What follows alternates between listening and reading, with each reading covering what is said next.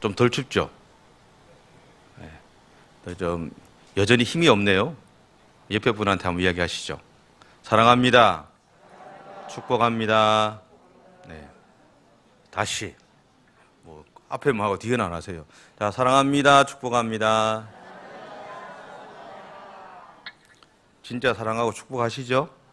네. 흉년을 피해서 하나님이 주신 땅과 친척들과 헤어져서 모압에 머물렀던 이 엘리멜렉과 이 나오미의 가정은 그곳에서 엘리멜렉 본인과 자신의 두 아들인 말론과 이제 기론까지 이제 죽음을 맞이하게 됩니다. 이 나오미의 가정이 베들레헴을 떠났던 이유는 한 가지였습니다. 그건 뭐냐면 흉년에서 자기의 가족들을 보호하는 거였습니다. 자기들이 살아남기 위해서 그들이 이제 베들레헴에서 모압으로 넘어갔습니다. 그런데 그들이 하나님의 땅을 떠난 결과로 그들이 얻은 것은 그들이 지키고자 했던 가족들을 지키지 못했다는 겁니다. 그리고 그들의 재물까지 다 사라져 버렸다라는 거죠. 여러분, 그리스도인에게서 중요한 것은 비록 우리에게 흉년과 같은 일이 일어난다고 해도 하나님의 품을 떠나서는 안 된다라는 겁니다. 여러분에게 어려움이 생겨도 하나님의 품을 떠나서는 안 됩니다. 좋은 일이 생길 때 하나님 품 안 떠나는 것은 다죠. 그죠? 그러니까 우리가 소위 이야기하는 축복받으면 하나님의 품을 절대로 안 떠납니다. 근데 어려움이 딱 생기면 그때부터 갈등이 생기죠. 근데 여러분, 우리에게 어려움이 생길 때 더 하나님의 품을 떠나서는 안 됩니다. 왜냐하면 그 흉년에서 나를 건지실 분은 하나님뿐이기 때문에 그렇습니다. 여러분이 믿고 있는 자녀들이 여러분을 건진다고 생각하지 마시고, 여러분이 믿고 있는 여러분의 부모님이나 여러분이 알고 있는 여러분의 동료들이 여러분을 구원한다고 생각하지 마십시오. 왜냐하면 흉년의 때는요, 모두 다가 어려울 때입니다. 그때는 자기 앞만 보고요, 자기 문제 풀기에 바쁜 시기거든요. 아무도 자기 문제를 풀어줄 수 없습니다. 우리가 그렇게 기대하던 누구도 내 문제를 해결해 줄 수 없습니다. 그때 내 문제를 해결해 주시는 분은 하나님 한 분밖에 없다는 사실입니다. 그렇기 때문에 우리는 하나님의 품을 떠나서는 안 되는 겁니다. 근데 여러분, 자신들의 목적을 위해서 이 하나님의 품을 떠났지만 이 룻기를 보면 이 안에 또 다른 하나님의 계획이 있다는 것을 우리가 발견하게 됩니다. 그것은 뭐냐 하면 나오미의 둘째 며느리인 룻을 보아스라는 친족과 결혼하게 하는 겁니다. 다시 말하면 이 보아스에게 있었던 기업 물음의 의무라는 것이 있습니다. 이것을 통해서 모압에서의 삶과 문화와 신앙을 버리고 하나님을 선택한 룻을 예수님의 선조로 세우시기 위한 목적이 이 가운데 있다라는 겁니다. 사람은 내가 생각하고 판단해서 행동을 할 줄 모르지만, 그리고 그 일로 인해서 내가 어떤 일들을 당할지 모르지만 그 이외에 하나님께서 그럼에도 불구하고 우리의 인생 가운데 하나님의 놀라운 계획들을 또한 숨겨두신다는 사실들을 우리는 또한 기억해야 하지요. 이것은 궁극적으로 복음이 유대인만을 위한 것이 아니라 세상 모든 사람들을 위한 것이라는 것을 보여주기도 합니다. 그리고 룻과 같이 이전의 모든 삶을 버리고 하나님을 향해 찾아오는 사람, 그 사람을 하나님은 기쁨으로 영접해 주시고 축복하신다는 사실들을 보여주고 있습니다. 또 한 가지는 뭐냐 하면 이스라엘 민족도 아담과 하와의 범죄 이후에 하나님과 단절되어진 그 세상을 다시 하나님의 품으로 돌아오게 만들기 위한 하나님의 도구로 그들이 선택받은 백성이라는 사실들을 간접적으로 보여주고 있다라는 겁니다. 제가 왜 룻기에 대한 이야기를 하는지 잘 모르시겠죠? 여러분, 하나님의 계획을 이루는 방법으로 룻기에서 사용한 것은 기업 물음의 제도였습니다. 그런데 오늘 본문을 보시면 사두개인들이 기업 물음의 제도를 이용해서 예수님을 시험하고 있습니다. 사두개인들이 예수님을 찾아온 목적은 분명합니다. 그것은 뭐냐 하면 예수님을 함정에 빠뜨려서 예수님을 향한 세상의 시선을 자기들을 향하도록 만들기 위해서라는 겁니다. 그리고 그들이 가지고 온 문제는 다른 것이 아니라 기업 물음의 의무 때문에 생기는 부활 이후의 삶에 대한 문제였습니다. 그 내용은 이렇죠. 어느 곳에 7 형제가 있다는 겁니다. 그 중에 첫째가 아내를 얻었습니다. 그런데 아이를 낳지 못하고 죽었어요. 그러니까 둘째가 형수를 취하게 됩니다. 기업을 이어주기 위해서. 근데 그때도 아이를 못 낳았습니다. 셋째도, 넷째도, 다섯째도, 여섯째도, 일곱째도 다 형수를 취했지만 아이를 낳지 못했다라는 겁니다.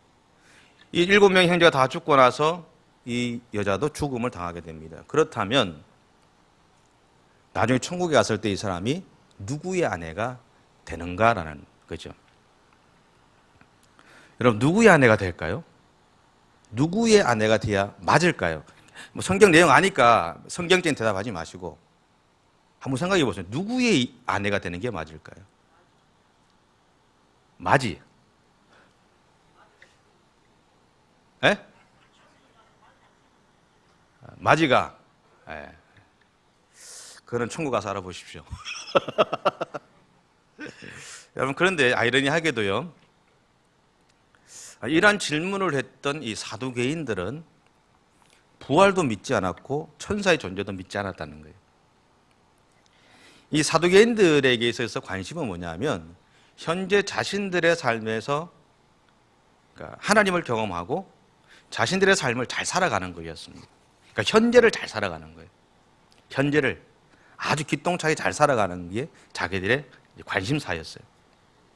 그런 그들이 예수님한테 부활에 대한 이야기를 하는 거예요. 그 대답은 뻔하잖아요. 그죠? 여러분, 사두개인들의 이 선조에 대해서 학자들은 그런 이야기를 합니다. 바벨론 포로기 이후에 이스라엘 사회에서 두각을 나타냈던 제사장 무리가 있습니다. 그 사람들은 사독파라고 하는데요. 이 사두개인들은 이 사독파의 후손이라고 그렇게 일반적으로 보고 있습니다. 하지만 그렇다고 해서 이 사두개인들 전부 다가 이 제사장급의 계급을 가지고 있었다고 보지는 못한다고 그래요. 근데 그럼에도 불구하고 이 사두개인들은 유대 사회에서 대단한 지위와 또 인정을 받았던 사람들임에는 분명합니다. 우리가 잘 알고 있는 바리새인들보다 오히려 사두개인들이 더 인정을 받았습니다. 신앙적으로 더 인정을 받았던 사람들이거든요. 근데 그런 사두개인들이 부활을 믿지 못했던 이유는 한 가지였습니다. 그건 뭐냐면 그들의 신앙과 이 삶의 기준으로 따랐던 토라라고 일반적으로 얘기하죠. 율법이라고 있습니다. 그러니까 율법에 부활에 대한 이야기가 없다는 겁니다. 그러니까 율법의 부활에 대한 이야기가 없기 때문에 우리는 부활을 믿지 않는다라는 거죠. 다르게 생각해 보면 참 답답하다라고 생각할 수도 있겠죠. 참 답답하게 예수 믿는다, 참 답답하게 신앙생활 한다라고 할 수도 있지만 여러분 좀 다르게 보시면요, 이 사람들이 얼마나 철저하게 율법을 지키며 살려고 애를 썼는지를 우리가 생각할 수 있게 됩니다. 율법주의는 배격해야 되죠. 율법주의는 배격해야 됩니다. 그러나 하나님의 말씀대로 살아가고자 했던 그들의 수고는 우리가 인정해야 됩니다. 여러분, 우리도 매일매일 하나님의 말씀대로 살아가려고 애를 쓰지요. 그런데 하나님 말씀대로 살아내 갈 수 있으시던가요? 쉽지 않죠? 참 어렵습니다. 그런데 이 사두개인들은 그런 삶을 살아가기 위해서 그 어떤 사람들보다 수고했던 사람들이라는 겁니다. 그래서 바리새인들보다는 사두개인들이 유대인들 사회에서 더 인정을 받았다라는 겁니다. 다른 사람들이 봤을 때는 조금 답답해 보일 수도 있고 뭐 저렇게 예수 믿어, 저렇게 하나님 믿냐라고 이야기할 수 있지만 그들은 그렇게 하나님을 믿었습니다. 그런데 그들이 이렇게 율법 준수에 어떻게 보면 생명을 걸었던 이유는 뭐냐 하면 과거 그들의 역사를 통해서 하나님의 말씀에 불순종했던 것과 그 결과로 인해서 그들 안에 반복적인 고통이 이루어졌던 것들을 그들이 체득했다라는 것. 다시는 그런 일들이 우리 가운데 일어나서는 안 되겠다라는 마음들이 있었다라는 겁니다. 여러분, 우리가 알고 있는 욥기에 보면 욥이라는 사람이 자기의 자녀들이 어떤 작은 일만 해도 그 자녀들을 위해서 정결 제사를 드렸던 거 아시죠? 욥기 1장에 나오잖아요. 왜 그러냐면 한순간이라도 하나님을 떠나지 않도록 살아가게 만들기 위한 욥의 믿음의 모습이었습니다. 어떻게 보면 욥이 철저하게 율법주의적인 삶을 살았던 사람이라고 이야기할 수도 있죠. 어떻게 보면 오늘 본문에 나오는 사두개인적인 삶을 살았던 사람이 욥이라고도 할 수도 있습니다. 그런데 그 근본적인 그의 행동을 떠나서 그 근본에 있는 마음이 뭐냐라는 거죠. 하나님 앞에서 하나님 말씀대로 살아가고 싶다라는 것. 자기들의 인생을 살아가고 자기들의 역사들을 돌아보니까 하나님 말씀에 순종하지 않았던 결과로 인해서 자기들에게 수많은 고통들이, 어려움들이 계속적으로 반복해 오더라는 것들을 왔다는 것을 그들이 발견하고는 우리가 이렇게 살아서는 안 되겠다라는 거죠. 우리만으로도 하나님 앞에 바로 서서 이 민족 가운데 다시는 이런 일들이 생기지 않도록 만들어야 되겠다는 거예요. 여러분, 그러한 삶을 살았던 분들이 우리의 신앙의 선배들입니다. 우리 민족의 신앙의 선배들도 그렇게 살았습니다. 내 자손들에게는 잘못된 일이 가지 않도록 하나님의 발을 서려고 애를 쓰고 자녀들을 그렇게 신앙적으로 양육하기 위해 노력했던 분들이 우리의 신앙의 선배들이었습니다. 여러분, 그런 신앙의 선배들이 있는 것이 여러분의 축복입니다. 하지만 어떤 신학자들은 이미 솔로몬 시대에 부활의 교리를 받아들였다는 겁니다. 그런데 예수님 당시에까지 이 부활의 문제에 대해서 알려지지 않았다는 것은 있을 수 없는 일이라고 주장하기도 합니다. 여러분, 히브리서 11장 19절에 보면 유대인들이 가지고 있는 부활에 대한 생각이 조금 등장합니다. 이걸 제가 개정표준 세번역으로 한번 읽어보면 이렇습니다. 하나님께서는 이삭을 죽은 사람들 가운데서도 되살리실 수 있다고 아브라함은 생각했던 것입니다. 그러므로 비유하자면 아브라함은 이삭을 죽은 사람들 가운데서 되받은 것입니다 라고 그렇게 말합니다. 여러분, 이 말씀을 통해 우리가 알 수 있는 건 뭐냐면 아브라함은 하나님이 그의 아들을 죽은 자들로부터 일으킬 수 있다고 이미 믿었다는 거죠. 한마디로 표현하면 부활을 믿었다라는 얘기죠. 내 아들을 하나님이 죽여도 다시 살릴 거라는 거죠. 그 믿음이 있었다라는 얘기입니다.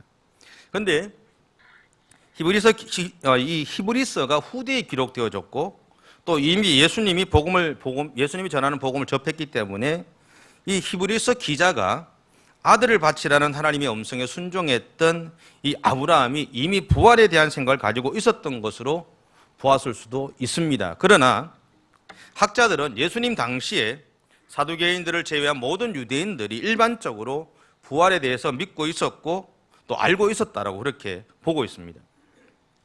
오늘 본문에서 예수님은 한 가지 더 이야기하죠. 모세가 하나님의 부르심을 받았을 때의 장면에 대한 이야기를 합니다. 그러면서 가시떨기 나무 불꽃 가운데서 하나님이 자신을 이렇게 표현하시죠. 나는 아브라함의 하나님, 이삭의 하나님, 야곱의 하나님이다. 그러면서 하나님은 죽은 자의 하나님이 아니라 살아있는 자의 하나님이다라고 그렇게 말합니다.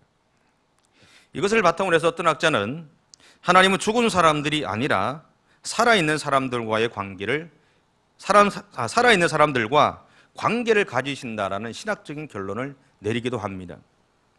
다시 말하면 하나님의 관심은 사람을 살리는 것에 있습니다. 왜냐하면 하나님 그분이 살아계시기 때문에 그렇습니다. 죽은 것에 관심이 있는 것이 아니라 하나님은 살리는 것에 관심이 있습니다. 살리는 것에 관심이 있어요. 그럼에도 불구하고 이 부활과 천사의 존재 유무에 대해서 유무에 대한 문제로 인해서 바리새인들과 사두개인들은 예수님 당시에도 치열하게 싸워왔습니다. 그런데 결론은 내리지 못했어요. 그런 그들을 향해서 예수님은 오늘 본문 38절 끝에서 이렇게 사실은 결론을 맺습니다. 하나님에게는 모든 사람이 살아있다라는. 살아있네. 그죠? 여러분, 하나님 앞에서는 모든 사람이 살아있다라는 이 이야기는 단순히 육신적인 살아있음을 이야기하는 것이 아닙니다. 하나님 안에서 살아가는 모든 사람들은 하나님의 은혜 안에서 영적으로 살아있다라는 것을 이야기하는 겁니다. 곧 예수 그리스도를 통해서 하나님의 자녀가 된 모든 사람들은 살아있는 겁니다. 다시 말해 예수님은 죽음의 권세가 하나님의 사람을 삼킬 수 없다라고 선포하신 것입니다. 왜냐하면 오늘 예수님은 우리를 위해 대속 제물이 되어 죽으셨죠. 그 죽으심으로 인해서 죽음의 권세에 눌려 살아가던 우리들을 하나님의 권세 안에서 살아가도록 만드셨기 때문에 그렇습니다. 우리의 삶은 죽음의 권세 안에 있는 게 아닙니다. 하나님의 권세 안에 있어요. 그러기에 예수님이 사두개인들에게 이렇게 말한 것은 하나님의 나라는 세상의 기준이나 가치로 움직이는 것이 아니라 하나님의 법으로 움직이는 곳임을 말하고 있는 겁니다. 또한 하나님이 우리에게 율법을 주신 이유는 다른 것이 아니라 우리가 하나님에게 우리의 삶의 가치를 두고 어떻게 하나님을 섬기고 살아가야 하는지, 그래서 하나님을 떠나지 않도록 돕기 위해서 우리에게 율법을 주신 것이죠. 오늘 하나님께서 우리에게 말씀을 주신 것도 마찬가지입니다. 이 말씀을 주신 것은 우리를 책망하기 위한 것이 아닙니다. 새벽기도를 예레미야를 보니까 제일 힘든 게 뭐냐면 맨날 말 안 들으면 멸망시킨다는 이야기만 하는 거예요. 근데 여러분, 멸망시킨다는 이야기가 그 의미가 아닙니다. 그 말 속에 앞에 있어 하나님 말씀대로 살아가면 그게 핵심이 있는 거예요. 우리가 하나님의 방법으로 살아가면 하나님은 우리를 살리시는 겁니다. 우리에게 멸망을 주고 어려움을 주는 것은 우리를 쳐서 다시 우리를 살리시기 위한 하나님의 마음이라는 겁니다. 예레미야서가 이야기하는 게 그런 의미거든요. 여러분, 성경에 우리에게 이야기하는 것도 동일한 겁니다. 다른 것에 있지 않습니다.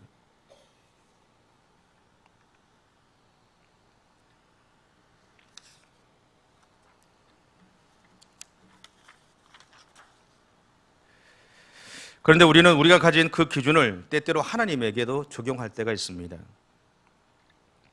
지금 예수님은 사두개인들에게 부활을 부인한 너희에게는 이해가 되지 않겠지만, 그래서 이 땅에서 누구의 아내였고 누구의 남편이었는지가 너희에게는 중요할지 모르지만 하나님의 나라에서는 우리 모두가 신랑 되시는 예수님의 거룩한 신부로 살아가게 된다라고 말하고 있다는 거예요. 여러분, 이 땅에서는 남자가 있고 여자가 있죠. 근데 천국에서는 남자가 있고 여자가 없습니다. 남자도 없고 여자도 없습니다. 천국에서는 신랑 되신 예수님과 신부 되는 우리만 있을 뿐입니다. 곧 하나님의 나라에서는 내가 하나님의 나라에 들어가는 것과 그리고 그 안에서 산다는 것이 중요하다는 겁니다.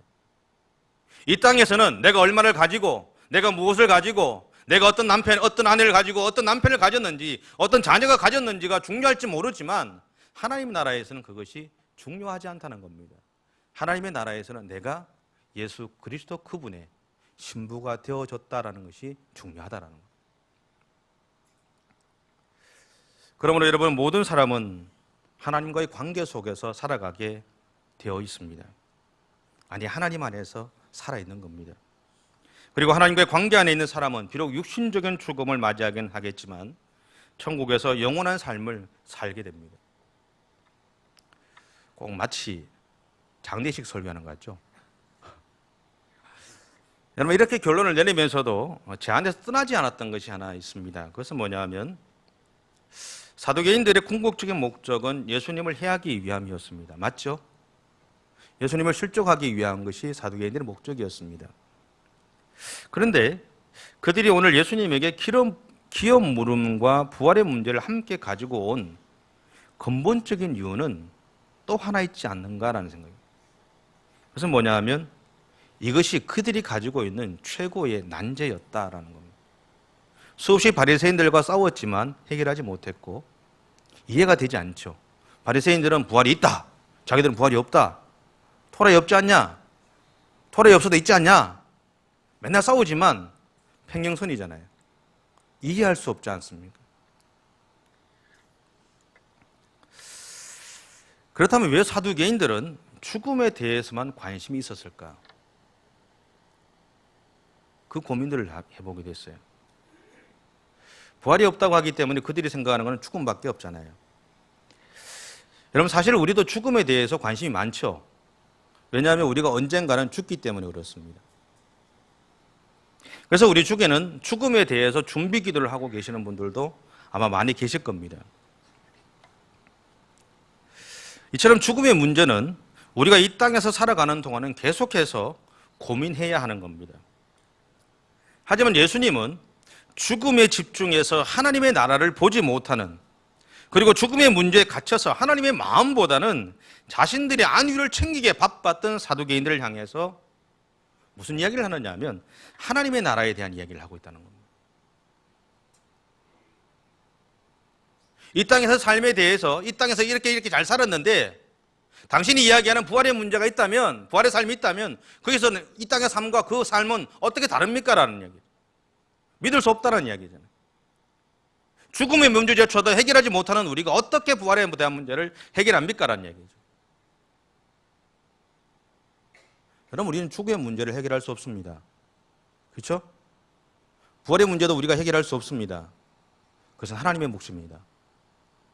오늘 예수님이 사두개인들에게 이야기하는 것은 그 이야기를 하는 거예요. 그 이야기를 하는 겁니다. 그들은 죽음의 이야기를 하지만 예수님은 죽음이 아니라 생명의 이야기를 하고 있는 겁니다. 너희들은 7 형제가 기업 물음으로 인해서 한 여자를 취했다가 다 죽고 나서 천국 가면 누구 안에 되느냐가 관심 있지만 나는 너희가 천국에 가는 것이 관심이 있다는 얘기예요. 너희는 이 땅에서 얼마를 가지고 무엇을 하고 어떻게 누리고 살아가는지 관심이 있을지 모르지만 나는 너희가 천국에 있는 것에 관심이 있다는 거예요. 오늘 하나님이 그 이야기를 하는 겁니다. 오늘 제목을 저는 산자의 하나님이라고 정했습니다. 제가 설교 중 몇 번의 힌트를 드렸지만 이 말은 우리 하나님은 오늘 예수님을 믿고 그 믿음 안에서 살아있는 사람들의 하나님이시다는 거예요. 여러분 예수님 믿으시죠? 여러분 하나님 안에 살고 계시죠? 오늘 예수님이 우리에게 얘기하고 있는 그 이야기를 하고 싶은 겁니다. 그러므로 여러분 우리가 예수 믿은 다음부터 죽음의 문제는 이제 우리의 고민거리가 사실은 아닙니다. 언제든 갈 준비 다 됐잖아요? 그렇죠? 오늘 가시다가 부르면 가실 거죠? 안 가실 거예요? 괜히 뻗팅겨지 마시고 오라면 기쁨으로 가야 됩니다. 네. 우리는 이미 천국에 딱 준비되어 있어요. 어떤 삶인지 몰라요. 근데 중요한 것은, 분명한 것은 우리의 믿음의 분량만큼 집도 준비되어 있고 다 돼 있어요. 우리는 천국 가서 주님 만나면 됩니다. 이미 정해져 있는 거예요.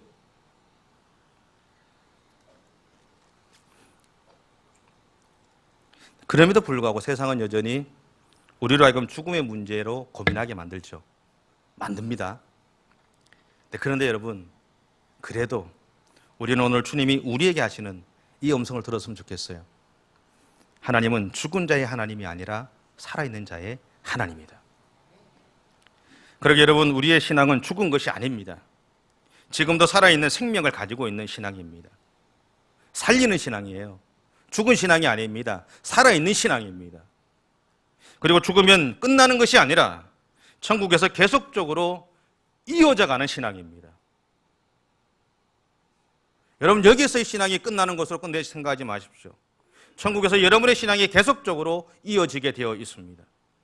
그리고 그 천국에서 하나님을 찬양하며 살아가는 것이 우리가 해야 될 몫이죠. 그러므로 여러분 천국을 소유한 사람답게, 그리고 지금 살아서 하나님을 나의 아버지로 모시고 살아가는 사람답게 우리의 삶의 현장에서 하나님을 자랑하시고 하나님을 높이시고 여러분의 주변에 있는 믿음의 형제와 자매들을 기꺼이 사랑하시고 또 여러분 이웃들을 축복하시면서 살아가는 그런 저와 여러분의 삶이 되시기 바랍니다.